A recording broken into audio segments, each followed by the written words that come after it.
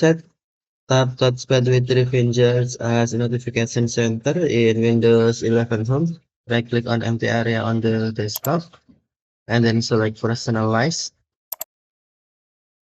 Next, click or tap Bluetooth and devices. Scroll down the screen and then click or tap Touchpad.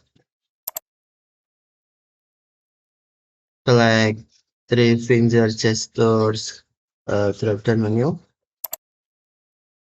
and then scroll down the screen on tabs, tab uh, drop down menu and then select notification center. Now three finger tap that as notification center. Okay, thank you for watching. Have a nice day.